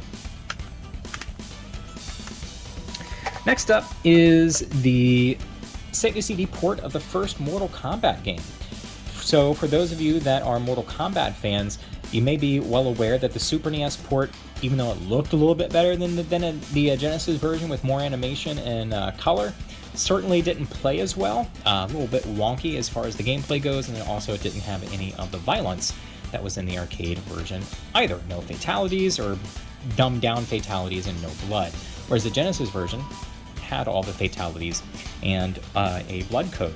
The Sega CD version actually unrestricts the game completely, and so you don't even have to enter a code for the blood and all the fatalities, but it also has music directly from the arcade running off of the CD and Redbook audio. They added more frames of animation from the arcade as well. So this really is a bigger, better, louder, and meaner version of the Genesis version. So if you're looking for the definitive 16-bit port of the original Mortal Kombat, look no further than the Sega CD version. This case has seen some better days, but it is completely authentic. But this actually is not too expensive in the modern market as well. So the US copy, you can get a copy of this for maybe $35, $40, $45 at most. And you can get a Japanese copy for not all that much, either maybe $25, $30. So pretty affordable, especially if you're a Sega CD collector. Just getting into this, make sure to grab Mortal Kombat, the Sega CD version. This is probably the best fighting game on the system. And finally, we have Dark Wizard. This was released by Sega back in 1993, I believe, 1994, I'm sorry. Probably one of the final games on the Sega CD released over here. And Dark Wizard is very similar to Shining Force, and that Shining Force is very approachable. I almost call it the arcade strategy RPG because it's so easy to pick up and play and kind of get your mind around and get going and to get farther in the game quickly. So while this has some of the approachability, it's also much deeper than the Shining Force series. And if you like strategy RPGs, you are doing yourself a disservice by not checking out Dark Wizard. This is one of the harder to find games on the Sega CD. In America, this is a complete US copy. Well, it's missing the phone insert here, but other than that, it is complete and still in fantastic shape. But if you like strategy RPGs, make sure to check out Dark Wizard. Even if you don't like strategy RPGs, make sure to check out Dark Wizard. I'm not a huge fan of SRPGs at all. I'm one of those weird people that I've never been able to get into Final Fantasy Tactics. But Dark Wizard and the Shining Force series are some games that I absolutely love. So if you have a Sega CD, make sure to check out Dark Wizard. It has a great soundtrack, great gameplay, probably about 100 hours of gameplay if you really do everything that the game has to offer for you as well. So it's going to give you plenty of game time. So this is just a quick smattering of Sega CD games to check out. If you're new to the platform, or if you're just kind of beginning to check it out, Hopefully there's some information in here that's going to give you a good idea of what you need to be looking out for, and maybe some of the alternative versions of the games that you might want to play, like the working designs, US ports on some of the RPGs, and getting the unworking designs versions that were kind of retooled by fans to play a little bit closer to their original Japanese counterparts. Alright, so next up here we have some Sega Saturn games. Now I'm not going to show off a whole lot of these. I have a pretty big Saturn collection. I have always been a fan of the Saturn, and I have always had a Sega Saturn ever since it came out in 1995. There's not a day that's went by that I have not had a Saturn, and love the Saturn. It's one of my very favorite consoles ever, and certainly my favorite 32-bit console. Of course, there's great stuff on PlayStation. I have a huge PlayStation 1 collection. I love my PS1, always have, and I've always been a bit of a PlayStation nerd. But that said, the Saturn was a very, very special console, and it had some very special games. So I want to show off a few of those really quick. So first one is Thunder Force 5. This is the 5th release in the lauded Thunder Force series by Technosoft. I showed one of these games, not the Thunder Force game, but a Technosoft game a little bit earlier when I did my Genesis overview and their game Elemental Master. But this is the 5th game in the Thunder Force series. This is the budget release in Japan, but nowadays it is still pretty pricey if you go looking for a copy these days on the Sega Saturn. But that said, this only came out in Japan. Working Designs, which I mentioned in my Sega CD section, actually did port this game, the PlayStation version, over to the PS1 here in America. So you can get it in the US, but it's the PlayStation version, not the Saturn version. There are numerous differences between the two versions as well, so you might want to check out which one you think is going to fit you best and your playstyle the best. But each version kind of plays to the strengths of each different platform. So make sure to check out Thunder Force 5. If you do enjoy horizontal shmups, you are not going to be disappointed. This is certainly one of the best shmups on the system, and there are some people that say this is the best game in the Thunder Force series. I don't agree. I think that goes to 3. But again, this is a great game. Make sure to check it out. Next up for our import games is Rockman 8. Now this is a very, very important release to me personally. This is the 2nd import game I ever picked up in 1997. And I specifically wanted the import versions of the 32-bit Mega Man games because they had voiceovers and some other things as well. That, and I got to get them a lot earlier if I got the imports rather than waiting for the US releases. What's really great about the import version of Rockman 8 or Mega Man 8 on the Sega Saturn is, one, it is infinitely cheaper than the very collectible US version, but I believe it is the better version of the game to get. So the US version, of course, is infamous for having the most horrible voice acting in probably all of video games. It's so bad, it's one of those games where it's almost so good it's bad, but at the same time, the voice acting in Rockman 8 is actually good. And there's a lot more of it as well. So the enemies have more to say. The robot masters have really great intros that they have when you select them from the select screen. There's just a lot more going on and a lot more personality in the import version of this game as well.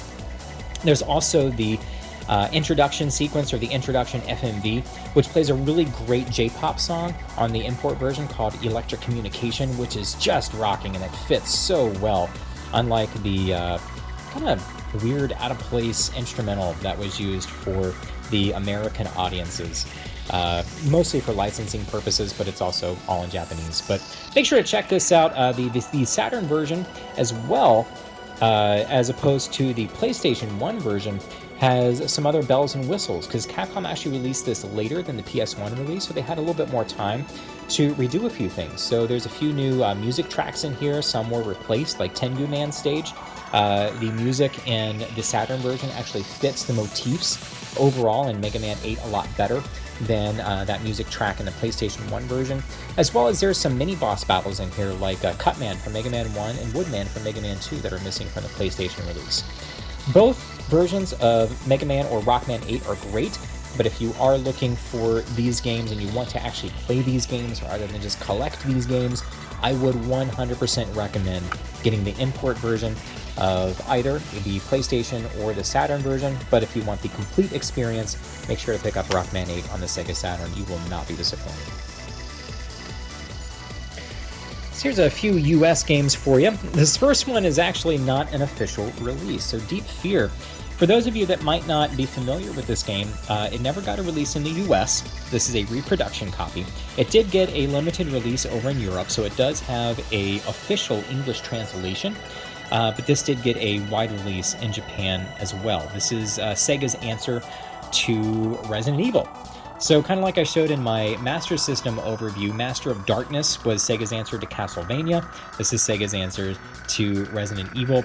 One of those really early survival horror games with horrible voice acting. It is just super campy and super cheesy, but that's what makes it great.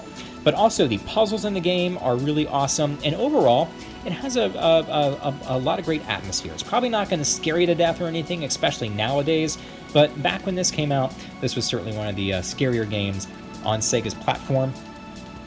Again, it is not perfect. I would say Resident Evil, of course, is still much better. But if you are looking for a similar experience on the Sega Saturn, make sure to check out Deep Fear. It's not too hard to find a reproduction copy these days, or you can just burn your own disc to play on your Saturn as well, or your favorite Saturn emulator if you can get it to work. But Deep Fear is a very innovative and interesting game early in the survival horror genre that you might want to check out. Next game here is called Galactic Attack, or you might know this better in the import scene as the Layer section on the Sega Saturn, or in the arcade or on the PlayStation 1 as Rayforce. So this same game has 3 different names, but it's all the same game. This is a vertical scrolling shmup developed in 1995 by Taito. And it's kind of evolution of Namco's Xevious, where you can interact with the foreground and background elements. The original resolution of this was in the Tate screen format, so it is a vertical game rather than a horizontal game. And while you can play this game without flipping your monitor to the Tate orientation, it does lose a little bit of effects that you get if you actually run it in Tate mode. So if you are able to play Tate shmups, like you can actually turn your monitor, make sure to set this game up into Tate mode for the full arcade experience. As far as I know, this is a pretty perfect arcade port and is a absolutely fantastic vertical scrolling shmup on the system. Galactic Attack, the US version here, is not terribly expensive these days still, but if you want to get a copy and want to save a little bit more money, just get the import version. It's called Layer Section. Same game, awesome game. Make sure to check it out if you even remotely like vertical shmups. Last but not least, for our Saturn games I want to show off here is Skeleton Warriors. Skeleton Warriors was a mid-90s media empire that flopped about a year or two in. There was, of course, this video game, but there was a whole line of Playmates action figures, same people that did the Teenage Mutant Ninja Turtle action figure line. There was also a whole animated series to go along with it as well. And while the animated series and the figures flopped pretty early on, this was one of the final releases in that media empire, but this is probably the best thing to come out of the Skeleton Warriors brand. This is an action platformer. It's not perfect by any means. It's really not that great of a game. I just have a lot of nostalgia with the game.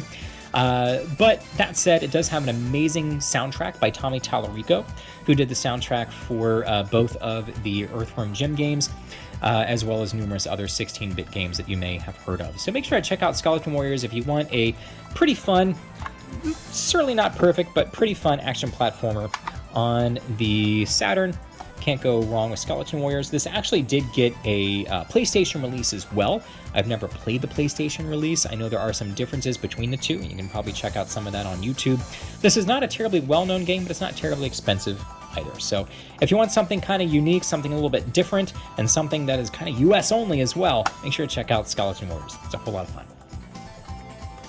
So that was a quick overview of my Saturn games. Again, I have tons and tons of Saturn games, and make sure to check out my Instagram feed, as well as maybe some future videos that I'll do that'll go a little bit more in depth on how much I love the Saturn and why everybody should get into Saturn collecting and how to get into Saturn collecting without blowing every single paycheck on one single game every time you want to get a new game in your collection. Okay, next up, I want to show a few PC Engine games that I love, some that I have always known about and have played plenty back in the day, but also some that are very new to me, just as far as the last couple years. I didn't really get into the PC Engine library fully until about last year, and I've discovered all sorts of great games. I got a little over a dozen, maybe about 15, 16 PC Engine games. I'm still discovering more of the library. But I actually did have a Turbo Duo back in the day. In the late 90s, I did pick up a US Turbo Duo, which is a combination of the CD and Hue card, or the kind of cartridge format. And I did have a copy of this game, which is Akamajo Dracula X Rondo of Blood. This is considered by many to be the definitive classic Castlevania experience. I showcased on my overview of Super NES games the Super NES kind of reimagining of this game. Now, this is not just one of the best Castlevania games, this is probably one of the best action platformers ever created. It has tons of replay value, all sorts of secrets to find, things to save. It has an amazing soundtrack, the animation's awesome. Just everything about this game is very well documented. If you want to hear a little bit more about this game, make sure to check out the numerous videos that you can find on YouTube from other retro gamers that have just sung this game's praises over the years. I did have an original copy of this back in the day. Of course, this is a completely authentic copy. You can find different reproductions and things like that. And what's cool about the PC Engine CD-ROM is that it can play CDRs right out of the gate with no mods. So even if you didn't want to spend $150 on an authentic copy, you can burn a copy, play it on there, but also PC Engine emulators can emulate this game perfectly as well. It is an absolutely fantastic game, and if you are even remotely a Castlevania fan or a fan of action platform games, you are doing yourself a disservice by missing this one right here. Next game I want to talk about is Winds of Thunder. Now, this is more well known here in the US as Lords of Thunder. This is the follow-up game to Gates of Thunder, which is a vertical scrolling shmup. This is also a horizontal shmup. This is also a horizontal shmup that plays quite a bit different than Gates of Thunder. This uses actual like humanoid characters rather than planes and things like that. This has a little bit more of a fantasy vibe to it, but also a hard rock vibe to it. The soundtrack in this game is absolutely bonkers, driving and absolutely great. So make sure to check this one out. This did get a US release on the TurboGrafx 16, which is the US version of the PC Engine, but it also got a port to the Sega CD. Now, if you are a Sega CD collector and you may have played Lords of Thunder and then you go to play Lords of Thunder on the PC Engine, or Winds of Thunder as it is in the import version here, you will find that this is a actually more difficult game than the Sega CD version. It actually made the Sega CD version a little bit easier. You can probably complete it in one sitting and a couple credits within about 45 minutes. This is going to provide a little bit more challenge, a little bit more longevity than the Sega CD version. The soundtracks in each of the two versions are a little bit different as well. The Sega CD version maybe has a little bit more bass in it, as well as some redone guitar riffs. The soundtrack here is absolutely stellar. At the same time, some people do prefer the Sega CD version. There are some people that have remixed the soundtracks to Winds of Thunder and Gates of Thunder and have released some of those online as well, so you can replace the music if you like, one version's music over another, but you like the gameplay of one version over another. You can kind of mix and match, and people have done that as well. So make sure to check out Winds of Thunder. If you like horizontal shmups, this is probably my favorite horizontal shmup on the PC Engine, and it's the game that really got me into shooters overall. So make sure to check this out. If you've never played Winds of Thunder, give it a shot. Next game I want to highlight is a Hue card game. So Hue cards are the kind of cartridges for the PC Engine rather than the CD. These kind of slightly thicker than credit card games. And this one right here is, I'm going to butcher this name, Shubibinban Man, or as it's better known in the US on the TurboGrafx 16 as Shockman. Now, this is the second game in the, I'm going to call it the Shubi series. This is the second game in that series. The first one, of course, came out before this, and there's one third game that came out on the CD version. But this is the only Shubi game that came out in the US on the TurboGrafx 16, and it's called Shockman. So this is probably the closest to, say, like Mega Man games as the other two, but all three games in the Shockman series play very differently from each other. So this one is probably a little bit more like Mega Man, but all three games are kind of that action platformer style. There's also a fourth game in this series that came out on the Super NES that got a modern re-release by Columbus Circle just a few years ago. You can check out as well. But again, plays very different from the three that are on the PC Engine. This is a lot of fun. It's not perfect, not great, not well balanced overall, but it is really solid entry and really great action platformer on the PC Engine to check out. All right, finally, I want to talk about my very favorite game on the PC Engine so far. This is Soldier Blade. Now, I got this as a loose hue card. This is authentic, but it does look a little weird. Because when I was cleaning this game up, I got a little bit of alcohol on the artwork here, which kind of faded the artwork. I was kind of sad about that. But at the end of the day, the game works perfectly as it should, and that's what's important to me. Especially because this game's very, very expensive, especially if you want a complete copy of it. This is the third game in the Super Star Soldier series by Compile.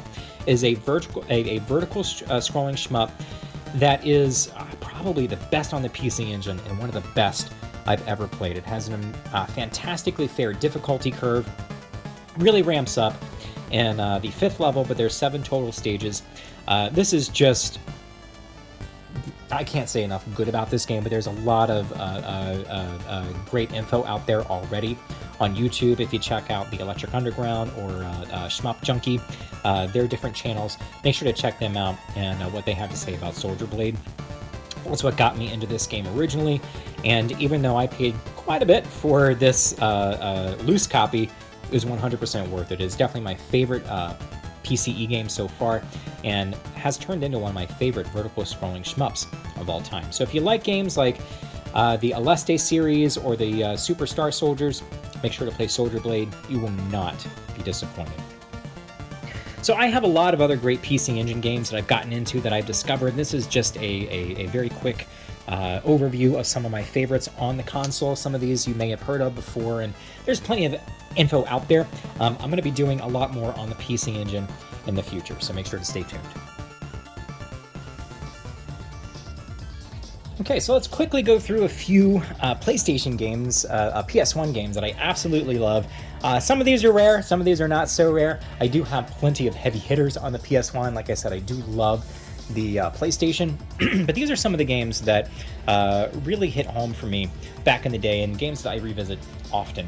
And the first one, of course, you see it sitting here, is Ridge Racer Revolution. Ridge Racer is my favorite arcade racing game series. I do love the old arcade racers by Sega as well, but the Ridge Racer series is near and dear to my heart. One, because I have played the original Ridge Racer for hundreds of hours. When I got into Ridge Racer Revolution, kind of the same. Rage Racer, R4, 5, all the different Ridge Racer games, including my favorite one, which is the most recent in the mainline series, Ridge Racer 7 from 2006 on the PlayStation 3. But anyway, Ridge Racer Revolution is a slight upgrade to the first game with a new track that has a few different track variants, all sorts of different remixes to the music from Ridge Racer 1, as well as new tunes, and this game actually looks quite a bit better. So that said, if you do like arcade-style racing games, make sure to check out Ridge Racer Revolution. It's really cheap to pick up right now, whether it's import, US version, or the European version. Great game. If you like arcade racers, Ridge Racer Revolution is one of the best on the platform. Next up is one of my heavy hitters and one of my favorite RPGs of all time, Suikoden 2. And some of you might be looking at this going, oh my god, how much did you pay for this game? I did not pay for this game what it is worth today. So nowadays, a complete copy of Suikoden 2, the US version, is somewhere in the vicinity of $400 or $350 to $450, depending on its condition. It's hard to find a single CD of this as well. But that said, you're not going to find a better 2D RPG on the PlayStation. This is an absolutely masterpiece of a game. It's even better than the first Suikoden, which is absolutely fantastic as well. But I remember when this game came out in 1998, I had already played the first Suikoden, and I loved the first Suikoden, but for some reason this game was not on my radar. And I had my good buddy, my very best friend still these days, worked at Best Buy at the time in 1998. And I remember one day he came over to hang out and play some Neo-Geo games with me. And when he came over, he threw this in my lap and he goes, here you go, I know you love the first game. And he actually got this game for me. And I fell in love the second that I put it in my PlayStation, and I did not stop playing until I got all 108 stars of Destiny. So this is an amazing game, even though it is astronomically expensive these days. Find some way to play it. Probably the most accessible way to play this, and would be cheaper than even buying just a copy of the game, is to buy a PlayStation 3 and download it from the PlayStation Network, and you can play it on PS3, you can play on PSP, or your PS Vita. $7 digitally, or $400 for a physical copy nowadays. So this is an amazing game. I do highly recommend it. I'm not just showing this off to show off like, hey, I've got some expensive games. I am showing this because it has a lot of significant personal value, but it is also seriously one of the very best games on the PlayStation, and it is a travesty that we know that Konami is never ever going to revisit this series. So make sure to play this any way you can if you even remotely like Japanese-style role-playing games. Next up is Tobal 2. This is one of my favorite 3D fighting games on the PlayStation 1. Tobal 1 actually came out here in the US. It had a demo of Final Fantasy VII before Final Fantasy VII came out. So it sold pretty well just because of that demo, but probably not well enough for Square to release Tobal 2 here in the US, which is a travesty because this is such an upgrade over the first game. The first Tobal is still very good, but not only was there a significant graphics upgrade for this guy, but in terms of gameplay as well. The gameplay is really set up around a very intricate grappling system with all sorts of other bells and whistles. This plays exceedingly well, runs at a full 60 frames per second that never wavers. The only real drawback to playing both Tobal games really these days is that it runs in an interlaced mode, meaning that say if you were playing this on a Japanese PlayStation 3 on a modern display, it's gonna look like shit. So I would recommend playing this on a CRT or using an emulator which can kind of circumvent the interlaced modes that this game runs natively in to make it look a little bit better on modern displays. It's kind of hard to get looking right, but if you do, it's amazing, awesome game. You're going to spend lots of hours playing this, especially if you like unique 3D fighters. There's nothing quite like this out there now or even back in the day. Last but not least, Rockman X4 or Mega Man X4. This is the quote-unquote budget version for the PlayStation. The reason I have this version as opposed to the original release is I love these oversized jewel cases. I just think they're the coolest things. Tobal 2 actually has one of those large jewel cases as well. I love these. Some European games use the large jewel cases as well, but we didn't get these over here in the US. But the reason why I got this version specifically is because, of course, it has a copy of the game, but behind the manual is a demo of Rockman Dash, or over here it's known as Mega Man Legends. This is a complete copy of the game, of course, and the reason why I have this on PlayStation over the Saturn is because this is actually the better version of the game. So the games are completely identical from front to back, depending on the system that you get. The only thing that really makes this a little bit better is that some of the transparency effects and things like that are better on the PlayStation, as the PlayStation could do native transparencies where the Saturn could not. But other than that, they're pretty identical games.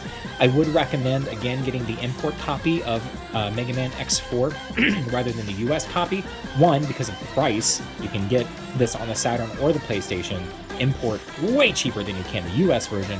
But also better voice acting, more voice acting, better song in the intro, all sorts of reasons to grab the import. So if you just want to play Mega Man X4 rather than just deal with and collect the US version, make sure to get this version to play, either Saturn or PlayStation, doesn't matter. PlayStation version is going to be even cheaper than the import Saturn version as well.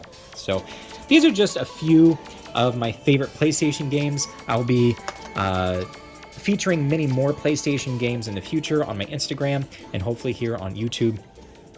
So make sure to stay tuned and check some more of those out. All right, everyone, thanks so much for joining me today for my game room tour, going through some of my favorite games.